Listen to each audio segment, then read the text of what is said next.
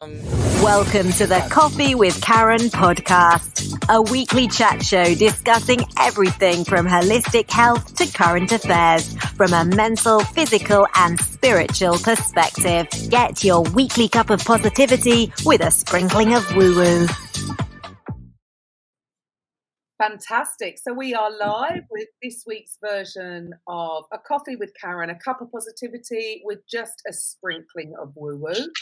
So this is where I interview they're either coaches, consultants, therapists, or healers on a normal week. But because we have just launched our podcast network, and also as we've taken over Midwave radio station, we are also looking for, grassroots, on the ground, non-profits, to also have a platform for them to get their voices heard. So this week we do have something a little bit different. So all the way from, I know you're based in California. So Anastazja, if you would like to share with the audience a little bit about who you are and what you do and what this nonprofit is all about. Yes, thank you so much, Karen. And I'm bringing also women from New Mexico, Marisa, and from Tennessee, Christine Holtz. So this is international, just like us, international documentary and movement. I'm originally from Poland. And I came to this country with a dream to create a movie about not just my story, as I am a thriver, but also to interview women and men later on I discover as well, who found a way to thrive after. And I'm grateful that actually somehow from first person, which was who was Marisa. That was the first person who I interviewed in 2020 in September, I think like 22nd, where back in New Mexico, when I was in that stage of how am I going to find another people, and who will like to share their stories? Who am I to do it? Like, I don't have even a degree in a film, right? All that stories behind, to a moment when now we have not only 88 stories and 13 psychologists and experts and a foundation. That has been a journey for me, and also amazing. Like the documentary idea is to educate on relationships and to bring that you can not only heal, but you can also thrive. You can thrive after abusive relationships. Awesome, because this is the thing. I think so many people, they focus on the issue the issues that women, or like you say, it's not just women and men have gone through, but rather than focus on the problem, I love the idea that no, it's about thriving afterwards, after people have healed from whatever trauma, I suppose you could call it, that they have gone through. So that's what this seems to be, or what I've sort of got from what you're trying to achieve from your documentary, is to put it in the forefront that people out there that are going through trauma, that it's not about what they've gone through, it's what happens afterwards, right? How they can thrive after they've healed. Is that what you're trying to achieve? Yes, to give for anybody who will watch this documentary this hope that if those 88 people could heal, and there are many of them are, for example, our beautiful Christine, she's a international bestseller author. She's a TED Talk speaker. There are people who are really badasses, and they're really, going for living fully from their full heart, right? So I want to bring that, hey, you can we are not like unique, like we are unique in the same way, but it's possible to thrive after and to have a thriving relationships. So that's why we as a nonprofit, we want to support their journey as they watch the documentary and they're like, oh wow, I think like I can relate. Like I feel like I was sitting on the couch for the last 2 years and I was not taking any decision because I was afraid that I would get into another abusive relationship. So I don't need to do it anymore. So we want to kind of open people's eyes a little that, hey, if you're willing to say yes to yourself, there are the services, you can connect with our therapists and with the community, because what we believe in Exposé is all about connection, that we, instead of judging, we celebrate people for speaking, for sharing, no matter which stage they are. Like, yes, and I feel like Christine wanted to add something here. Yeah. No, I'm just agreeing to everything that you're saying. You're doing a great job of being the voice and the collaborator to connecting all of us across the world with our stories and our voice. And I know for me, you've empowered me to use my voice even more, even beyond that red circle of the TEDx stage and the book and all of that. So I'm just like, yes, preach it, girl, preach it. Love this. So really what I'm getting is, there's a lot of people out there, and more than we probably realize. I know that more than I personally realize. I know I interviewed somebody fairly recently, was actually over in Tennessee, regarding, people that have gone through abusive relationships, come out the other end, and it seems to be quite a common thing is once people have healed, then it would be a natural next step to want to actually share their stories with other people so people don't think that they're alone and that they don't think that what they're going through, they're the only person that's going through it. It happens, unfortunately, right? Unfortunately, all over the world. So, this is wonderful that we can get together due to the amazing advances of tech, right? I'm over the other side of the pond, even though you're from my side, Anastazja, from Europe. But we can share each other's stories around the globe to give hope to people, whoever they are, whatever kind of abusive relationship they're either they have already gone through or are going through, haven't quite got to the end, that there is light at the end of the trouble, at the end of the tunnel. So, Anastazja, for you, how did this journey start for you? Yes, so it was 2016, and I was, my journey of healing, or where we go. The journey of healing. Yeah, this is, it astounds me that some people, some people suffer for so long, right? But it's not about that. We're not talking about how long people go for it. It's from the healing process and then moving forward to give people hope. So, where did this all start for you? And then for you to even come up with this idea to start this documentary to share with the world and to hopefully help the healing process for so many others. This is a bit of a question. So it feels like this relationship I was in was gifted to me, so I can explore more about who I am and what I can give and who I can be in this world. So I'm actually grateful now, but back then in 2016, when I was I moved to Barcelona to study like theater and acting, and I met this cool guy who was very charismatic and had this great energy, and just he knew how to speak, really, like how to make you feel like he was super confident, and that's now I know that's what attracted me back then, because of I had low self-esteem and I was afraid to speak, basically. And Ah, so and he proposed to be my life coach. okay.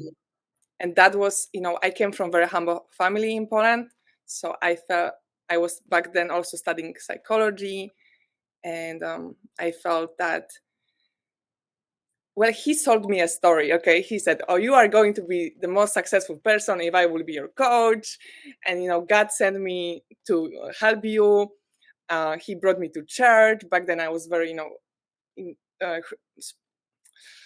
that mindset of, awakening in my spirituality. So I was, Mhm. you can see where I was, and I've Mhm. never been in a relationship.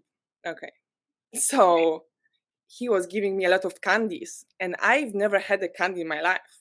I was like, "Oh, this tastes good! Like this is Yeah. yummy. This is, it's gooey and sweet, and it's like my whole life was so boring before I met this person. He's bringing so much intensity, and I'm so like he's praising me and making me feel so special.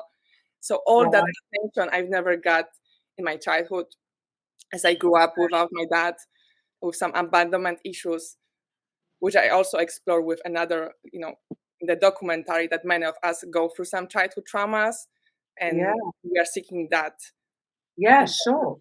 adult relationships to finally feel significant, finally feel I matter, I'm visible, I'm seen. Mhm. I got that, beautiful cake from the very Mhm. beginning, and I want it all. I was like, yes, finally, I'm going to, be uh, significant. Um, Well, so it's natural, isn't it? I mean, that's why they talk about, the 6 human needs. We mm, want, this is natural. All of us are the same, right? We're human beings. The right. human needs are, we want the love and connection. We want significance. We want to be heard, Mm, right? Mhm. So if somebody gives us that, that's going to be a natural, yeah, of course we're going to go towards that.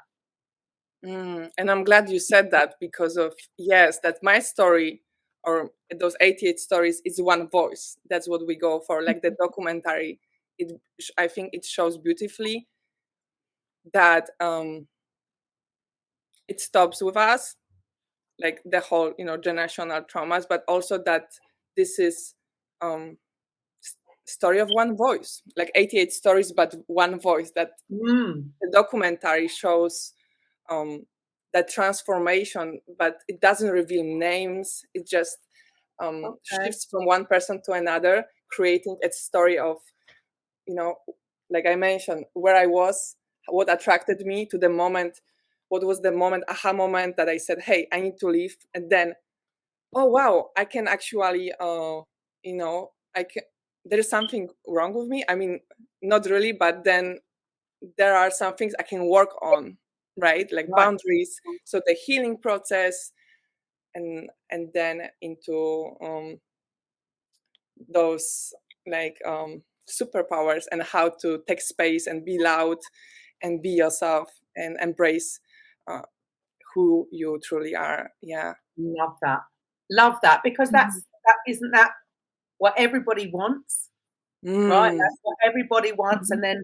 and then some people can find themselves in very difficult situations, difficult relationships where you are totally not heard, and it is the natural next step. So for you to bring this, it's quite interesting what you said, that you've done this documentary and it is one voice. So you've got all these, did you say 88?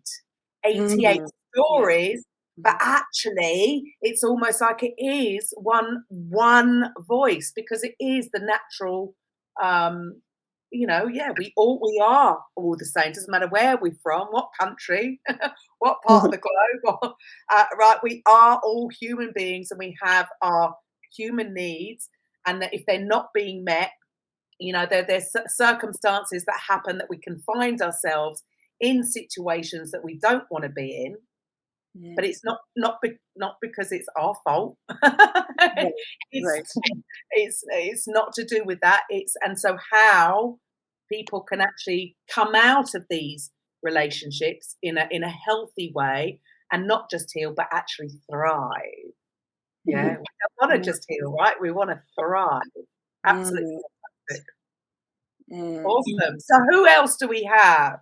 So we've got Kristen and we've got Marissa. So Kristen, let's start with you. So can you share with the audience a little bit about your story, about how you come to even meet Anastazja? Yeah, absolutely.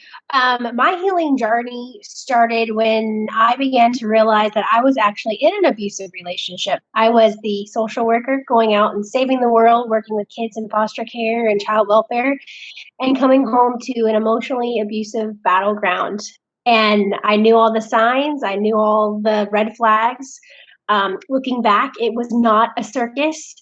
And in that process of saying, okay, this is where I'm at, I want to get out of it, I sought counselors and religious figures who said, just pray a little bit harder and go home to that person who's abusing you. And I stayed in that situation a lot longer than I should have. And when I realized that there was more to my life than just being quiet and taking what was coming at me behind closed doors, and I found my voice again, and I started putting boundaries in place and saying, no, you can't act that way or treat me that way, and stood up for myself. I was championing children who didn't have a voice, but I needed to find my voice. I quickly realized at that point that my marriage was over. I had a small child at that point in time, and it put me in a journey that I'm so grateful for now, but it was really dark moments, a lot of trauma. And I realized that if I didn't speak, other people could not help themselves and begin their healing journey without me taking the platform and being a voice for them, for the silent, for the threatened, for the ones who are too scared that all the things that they've been told will happen to them will happen to them. Wow. And it was during that time that I took the TEDx stage and I talked about giving your inner child permission to heal, when really I was preaching to myself to take my own medicine that I had been telling people all along, like you can heal, you can thrive, you can be everything you want to be. And that journey of the TED Talk and healing my own voice brought me to the point where I was able to share part of my healing journey in the book called Hear Her Roar, Successful Women Who Have Experienced Domestic Abuse. Wow. And it was through that connection with our publisher that I met Anastazja, and it's always been in my heart to have my own nonprofit to help women heal, have a voice, have a safe haven. And as a parent coach and an energy healer myself, Healing Home Safe Haven has been born many years ago, but it's through the work with Anastazja and having my voice heard and validated, and with my own acceptance, not anyone else's, but learning how to get through the trauma bonding and learning what a healthy relationship looks like and trusting myself again, because I thought I was in a decent relationship, and then just one day I was like, light bulb moment, this is not healthy. And so going through that healing journey, connecting with the other women of Hear Her Roar, telling my story about trusting my intuition and allowing my team of divine support team members to guide me through that healing journey is how I got connected with Anastazja. And so what she has built and is thriving now in California through the Barbara Lee Foundation is something that's been on my heart for a long time. So now that I've moved from Florida to the Nashville area, it's now time for me to link arms with individuals who are already paving the way and speak into their mission and their purpose while still building mine. So that's kind of how we connected. And far as where I'm concerned, you said this show's for healers and coaches, and I was like, girl, you're talking to me. It's so fascinating. I mean, what you just said right there at the beginning. So here's you're a social worker. You're helping. You're holding a space for the children to be heard.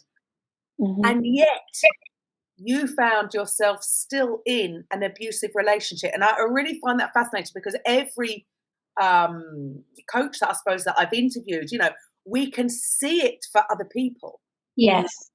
And yet sometimes we can, we can find ourselves in a similar situation. And it's such, it's almost a contradiction in a way, right? You're going out there and you're helping other people, you're giving to them, but it sometimes can be a little bit more difficult to recognize ourselves. Yes. Being caught in, and trust me, I've been there. I mean, I'm not, I wasn't beaten, but I was in a emotionally, I suppose, abusive relationship. And sometimes you think when you're doing all this for other people, you'd never find yourself in the same situation, right? Yeah, So exactly. What was the trigger? What was the turning point where you actually realised that, hang on a minute, I'm doing this for them, but actually where I find myself right now isn't a healthy environment to be in? Okay, so here's like full on vulnerability for you, and you're following. When I saw the 2 little lines on that pregnancy test, I knew my marriage was over, because it had moved more from emotional and verbal to things happening around me and towards me that I couldn't stomach raising a child in. But that getting to that point was like 8 years, 9 years. And then when I realized, like, I have to do something, I'm not raising another human being in this environment. It still took me right at 2.5 years to get it all together. But isn't that, don't you find that interesting that, again, it wasn't for you personally, so again you were thinking of this new life, again, somebody, and this is the sort of crazy thing, right? Why so many people, men and women, right, both, can find themselves in a situation where it's like, why didn't we do it for us? Why did it take focusing on somebody else to do it for? Right? And I hear you, but I think where does I this think come? that's why. Yeah, I think that's why my divine purpose shifted from saving the children and child welfare to giving moms permission to forgive themselves for staying too long, or giving themselves permission to heal their mom triggers and their inner child triggers that will help them be a more peaceful, connected, healthy parent. I think in that period of time between, I have to save myself, I need to focus more on me and my needs, that whole parent coaching energy healer divine purpose really came through. Like, I had seen snippets of it in, teenagehood and, early adult.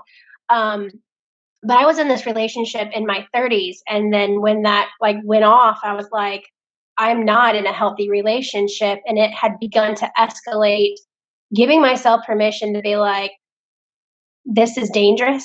And then what do I do about it to protect, safeguard, and minimize the fallout, if you will. There was a lot of toxic traits happening in that relationship, and giving myself permission to heal. And once I said, I have to heal from everything that's happened, is really when everything imploded. I thought in my mind it was imploding, but really it was falling into place to be something so much more beautiful and peaceful and kind, and giving myself permission to take my own advice. Wow. And then be able to help others heal with their journey. That transition, isn't it? I suppose that's what we can all, as human beings, are fearful of, is actually the transition. It's actually, we're fearful of change, even if we find ourselves not in a healthy place to be. But again, we can become the comfort zone. So even though it's not healthy, We know it, our subconscious knows it. It's just such it's a fascinating subject. So congratulations on you all for taking that step, because it is a scary place, right? So next, Marissa, share with the audience a little bit about you and your story. Hi, everybody. My name is Marissa. I am from Farmington, New Mexico. I met Anastazja 2 years ago when I started my Facebook group called You're Worth So Much. And at the beginning of that, I was asked to co-author with my mentor, Matt Morris, on Journey to Success with Marissa and Enrico, to tell my story on my abusive relationship. I had already been telling it for over 13 and a half years, and I had been opening my homes to many victims because I was a victim for 10 and a half years. Wow. I got into my abusive relationship at a very young age. I met my partner when I was like 15 years old, and I ended up pregnant with our first son at the age of 16. So I had my son just before I turned 17. So, and just being in that relationship, in the beginning, I thought it was okay. The abuse started 3 months when I was pregnant, and it just continued, and it just continued to get worse. And I thought that's how it was supposed to be. I accepted it in the beginning, but then after a couple of years, I thought I was tired of being a punching bag. And then I tried getting out. I tried leaving, and he made that very difficult for me. He was like outside my work, um, observing who I was talking to, and so every time I went home, it was walking on eggshells. Who were you talking to? Why were you talking to that person? And a lot of people around me, they saw the abuse, but I was lying because I was ashamed, and I didn't want people to know what was going on in my home. And I was going to work black and blue, and I just didn't know how to get out. I tried leaving like 3 times, and because he knew I was single, he knew he could come back in. And there was a partner that I had way years before. I had somebody that I was kind of seeing at the time, and he started to come back into my life, and we just kind of like bumped into each other, and he knew what I was going through, and he kept telling me, you got to get out, you got to get out. And to tell somebody to get out, it's not that easy. No. I stayed for a lot of the wrong reasons. His lies, I believed his lies, and that was one of the things that kept me there. I was afraid to having him lose my son to him. And so that was a challenge as well. And I became an alcoholic with him as well because I just couldn't deal with it. Right. And so when I finally found the courage to leave, and I found the person that I could trust to leave, everything just kind of like fell in place. It was January 1st of 2006 when I finally had the opportunity to leave. The last fight that I had with him, he was on top of me, and I thank God for whoever called the cops. The cops broke into the house, and they got him off of me, because that could have been the moment that he killed me.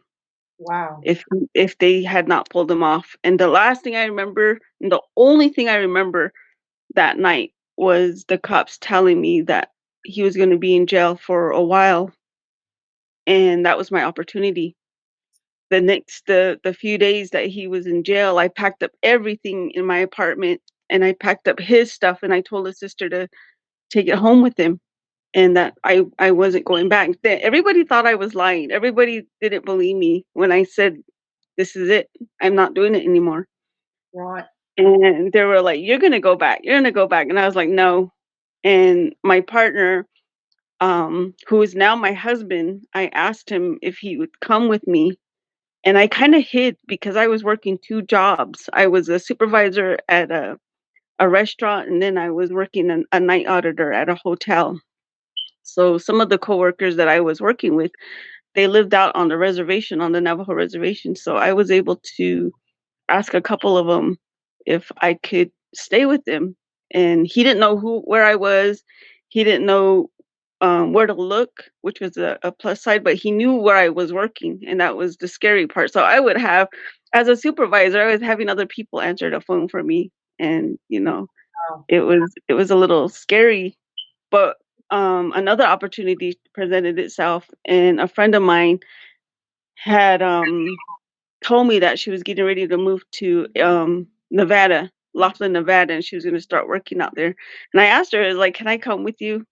And then I asked my partner if he would be willing to come with me. And that was a new beginning. That was a healing process for me to get away. And I had to hide. I basically had to hide myself in order to get out. Wow. And not very many people knew where I was. I have a huge family, and very few knew where I was going. So it took me about maybe 9 months, 10, maybe about 11 months, because I came back in November. I left in March, at the end of March of '06, and I came back by the end of November. Wow. And it was kind of like an accident that we came back. My husband now, my partner at the time, he had lost his ID, so he wanted to get his driver license back out here in New Mexico. So we came back, and it was only going to be for 2 weeks that we are going to come back.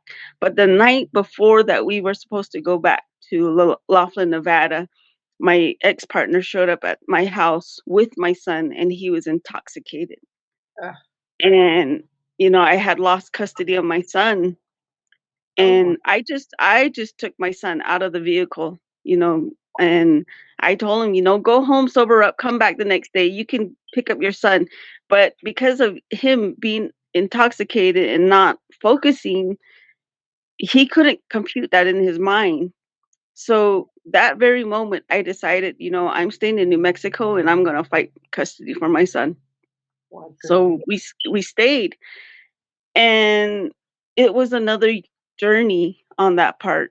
And I was suffering from PTSD. I was suffering from all the emotions. I wasn't healed. I was still very vulnerable to fights and arguments. My new partner, I was really showing the emotions with him, because even when we got into a small argument, I started hurting him, because that's how afraid I was of him. Mm. And he still is a very kind, patient person. And with him, it took me a long time to heal. I'm still not healed. It's a I journey. still suffer. Yeah. It's a journey. And yes. And when I started to fight custody for my son, I found an attorney. And this attorney for me, he told me, he goes, you need to sober up. You need to find a home. You need to get your driver license back. You need to get a car. You need to get a house. You need to go to counseling. So it was a lot of things that I had to do in order to show the judge and the courts that I wanted to get my son back. And so that's where my story began. When I first got into counseling, as hurt as I was and how broken I was, the counselors, because I was not in that relationship, I was going to counseling with women that were still in that abusive relationship. So for me, I wasn't sharing my abuse with them, but I was sharing the past abuse that I was experiencing. The first time I shared my story, I cried. I couldn't get through the whole sentence and everything. It was really hard for me. But I realized that the more I kept sharing my story, I started to heal. And one of the ladies that I was sharing my story with, she was telling me, she goes, I'm going through those exact same things that you're going through. I didn't know I thought I was going through this by myself. And that just gave me the encouragement to keep telling my story, keep telling my story.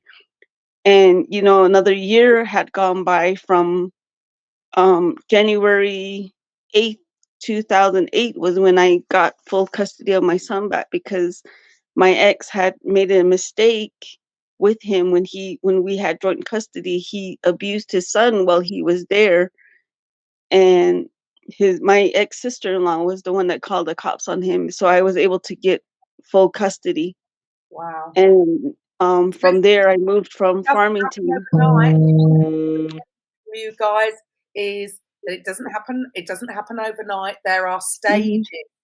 And so people out there can understand that. I suppose for one, you need an escape hatch, Yeah. like you need an exit strategy with Yeah. support. People can't do this on their own, and Mm-mm. they don't No. need to be alone. No. Because there are so many different parts, I suppose, for the healing process. So really, what Yeah. you're doing here, Anastazja, is absolutely amazing because, yeah, I mean, you've been in an abusive relationship. You've been you've been sucked. You've had your confidence sucked out of you. You've had all of these things happen that can have an effect, but it doesn't matter at what stage you are. There is hope out there, and there is support out there for you to get through the stages. So, Anastazja, explain to the audience a little bit more about what your non-profit offers people, or if there's anybody out there that maybe hasn't got to this stage yet of leaving an abusive relationship. They know they're in it, so awareness, step one. But for some men and women, can be in I don't know, financially it might be very difficult. There's children involved, makes it very difficult. Maybe they haven't got friends or family around them to support them, because not everybody does, right? What would be their next step? What is it that you guys can actually offer? So thank you for this question. Yes.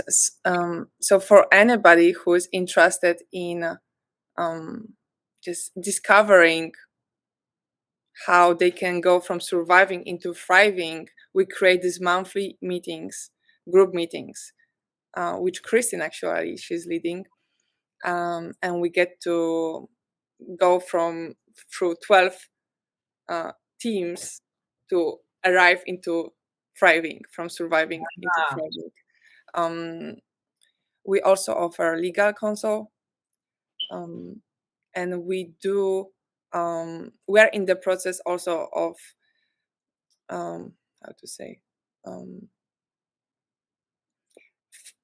connecting those who need with our therapists. So part of the people who I interview, they're also coaches. Okay.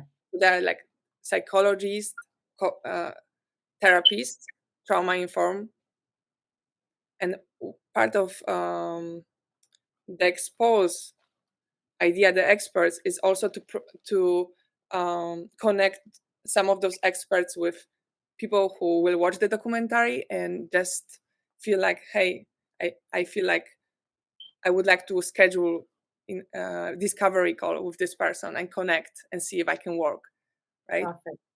And we also do, so this is what we are offering right now. We want to open shelter, have retreats, and have more documentaries. This is the first one, and our goal is to release at least one per year and interview more people on relationships and bring more awareness. So our primary goal is to raise awareness.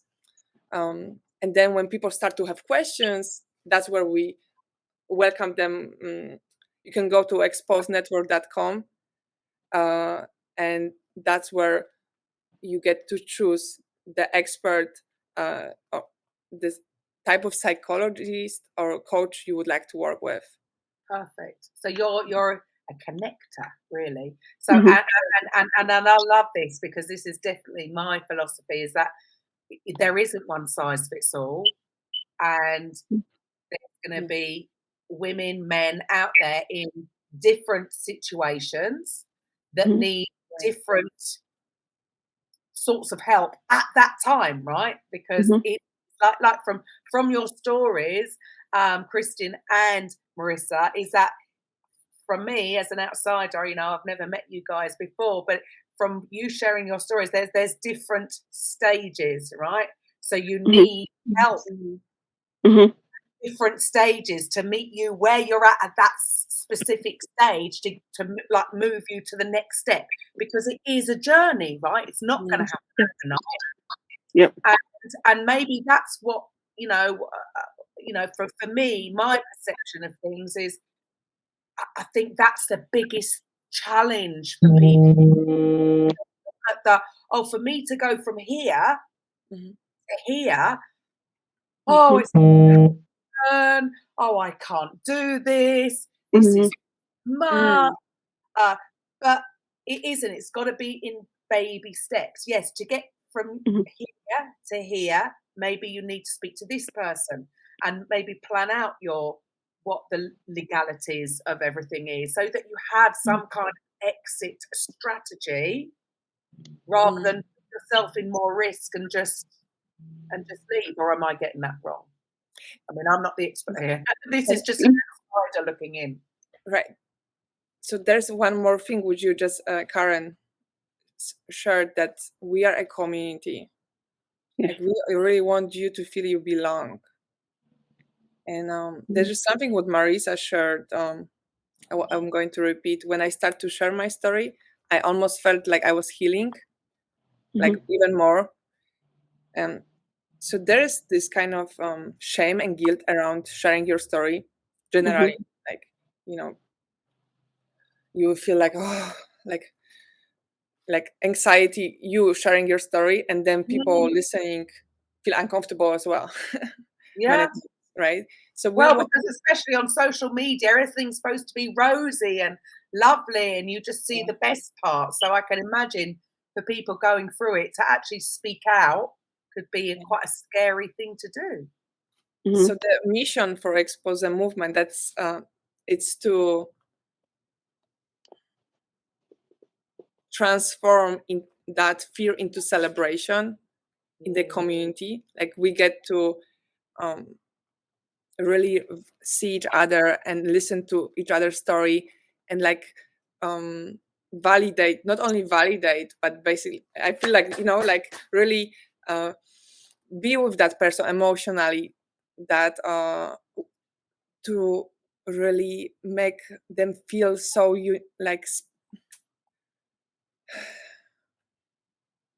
it's almost like like if you've been through abusive relationship, you realize what it takes, right? And we want to make sure that you feel you feel like a successful person, basically, by leave the relationship. Brave. It's a brave step out on your own. So yes, well done. Absolutely. Yes. That for some people, leaving abusive relationship is a success, and that's what we want to bring with Expose. That, hey, if you think like failure and you waste 20 years of your life, you feel like, what, why I stayed so long, like I was so stupid. That's the words which come along when I interview people. That self-hate, right? That to bring that you know what I want to congratulate you. Like, this is a new chapter from now for you. And even if it doesn't make sense and you feel like, what? You don't know my story, you don't know me, like, you're crazy. But I wish somebody back then, when I left in December 2018, my first one, somebody said that to me. Hey, I know you feel like you waste your life. Like, it was 5 years. For me, it was like my life. I was 20 years old. But well done. Yes, people need celebrating. Well done. It doesn't matter. It doesn't matter how long. You did it. You took the next step, which is got to be the scariest thing. And yeah, you're right. It's we I think, again, just as we're all the same. We can be so hard on ourselves, harder on ourselves than we are on other people, right? So that whole why did I start? Yeah, and it was all, it probably learned something from it. It was there for a reason. Nobody wants to willingly, consciously go through it. However, there is a flip side to it.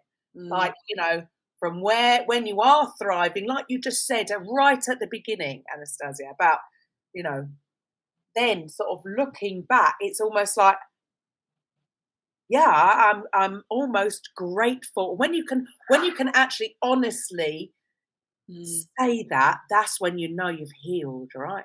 When you can honestly look back and go, almost, I'm grateful for that horrendous experience because that has made me who I am now.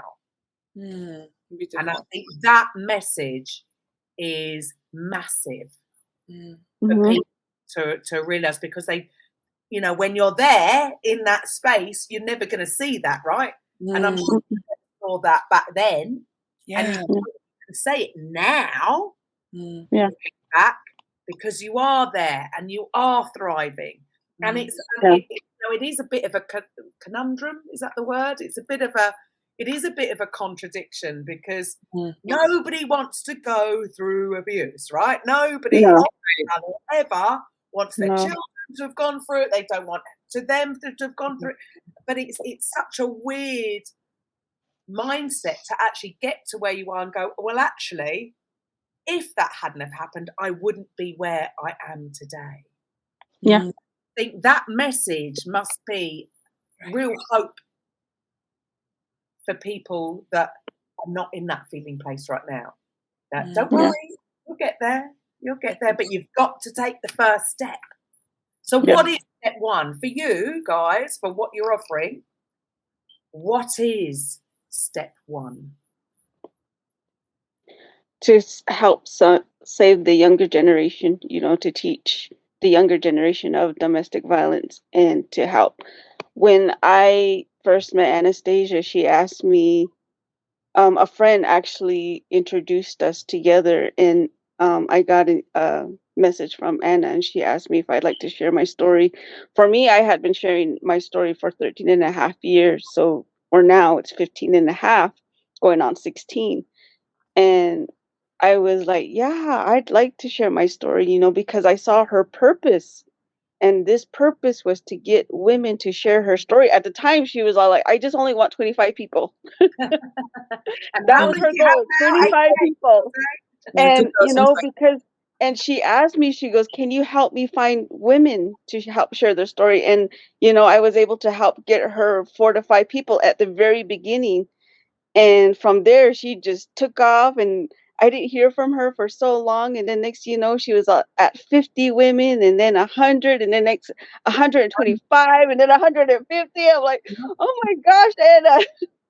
I was like, that is so awesome. And, the purpose of sharing our story is to find our voices, and to let other people know that, you're not alone.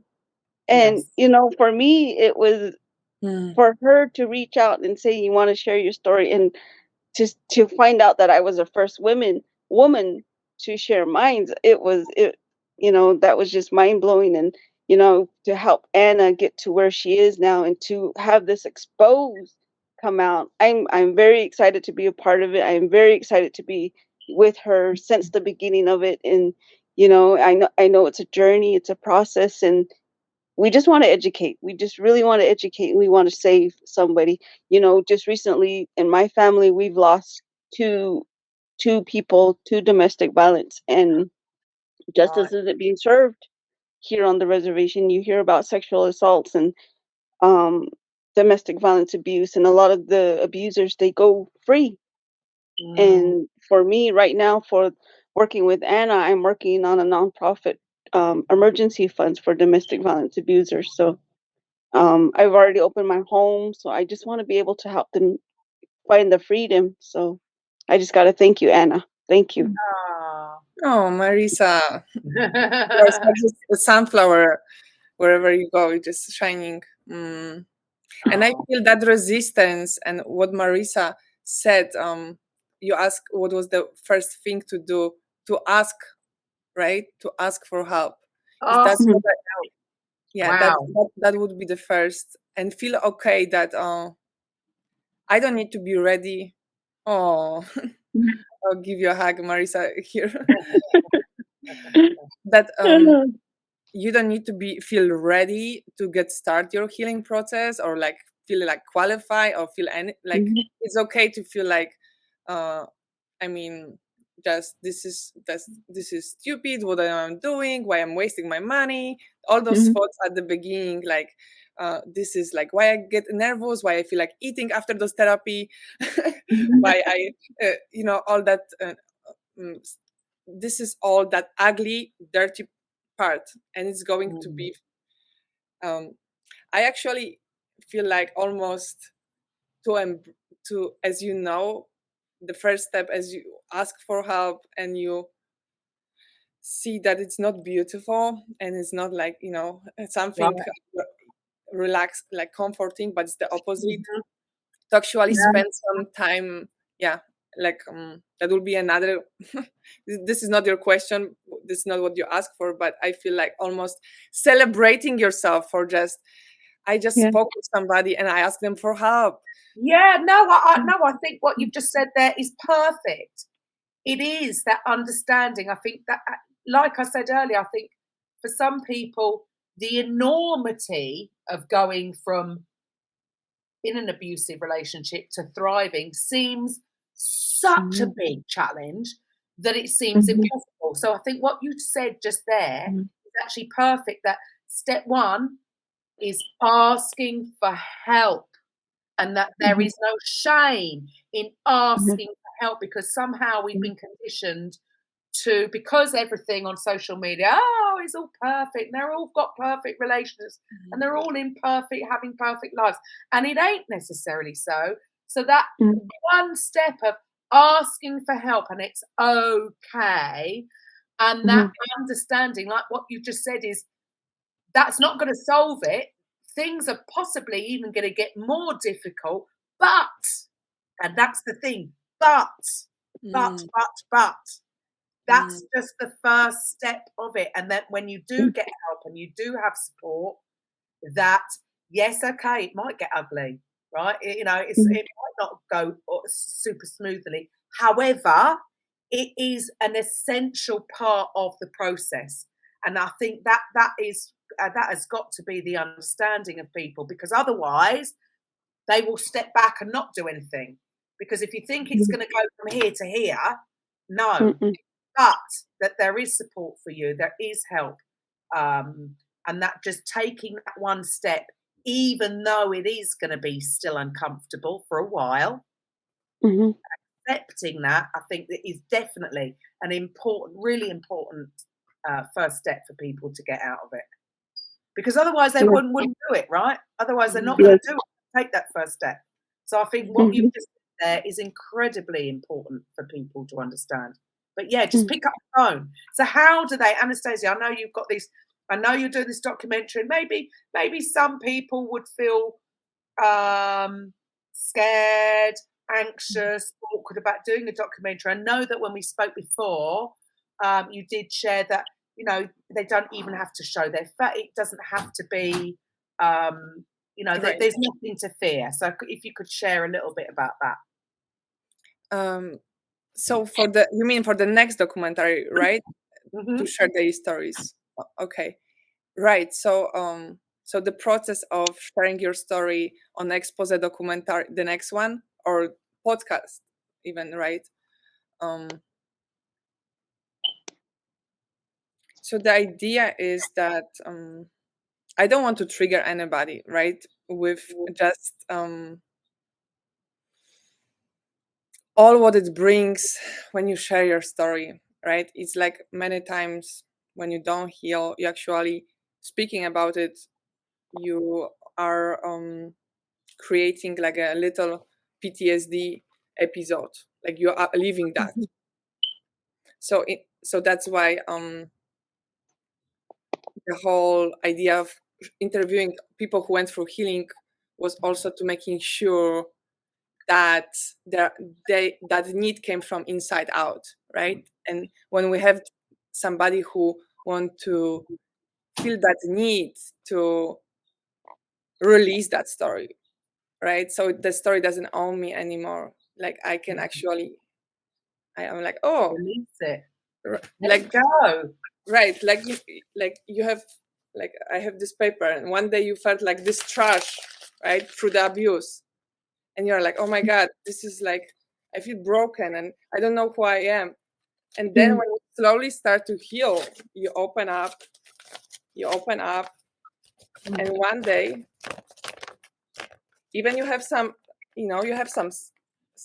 scarves, but not wounds, scarves. And you speak from them, and you feel love. That's what we feel, I think, all in Exposé. You feel like,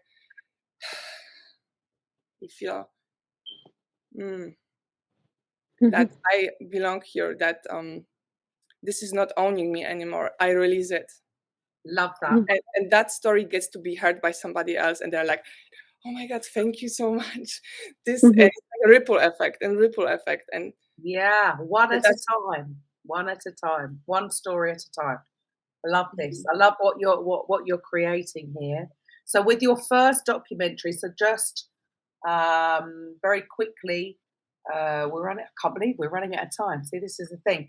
For anybody who hasn't seen, how do people see the first documentary?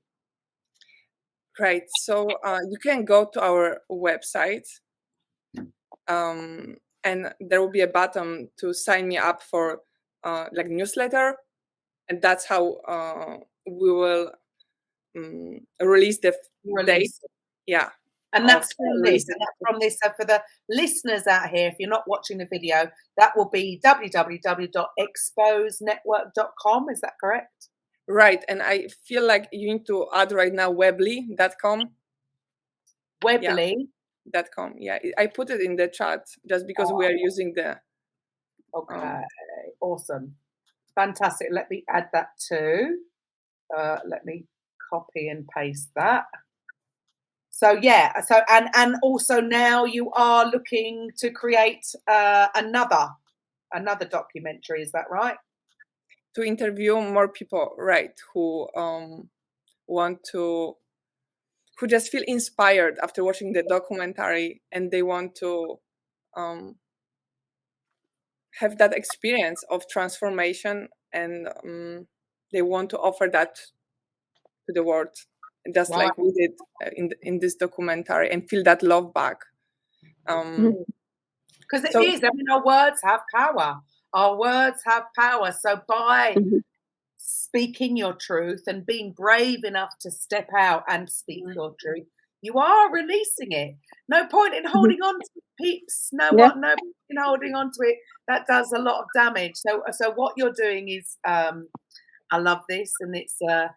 I think it's a great inspiration for men. What we are doing. Well, it's you as a community. Yes, it's you guys. I mean, how many did you say? Did you say 88 so far? How many? Yes, it is 88, and plus the experts. Yeah, plus experts. I mean, it's not one. And there you go. It's not just one person. It's not just one story. Like you say, all these stories. It's almost coming out as one voice. Yeah, absolutely fantastic. And also I want to invite for anybody who would like to just come and join our Expose movement. Also to go to the website, and you will receive another information about.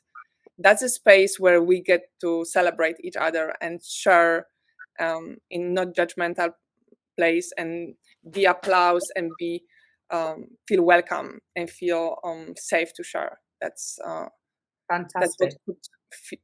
That could be like a warm-up for sharing it to the world on the cameras and podcasts and all that. Well, thank you, Kristin. Thank you, Marissa. Thank you for sharing your stories as well. And I'm glad that you are thriving. And Anastazja, and obviously you guys will be launching your own podcast as well with us as a non-profit. So thank you, ladies, for your time, and to the rest of the listeners. I will be back next week with a coffee with Karen. Bye for now. Welcome to the Coffee with Karen podcast, a weekly chat show discussing everything from holistic health to current affairs from a mental, physical, and spiritual perspective. Get your weekly cup of positivity with a sprinkling of woo-woo.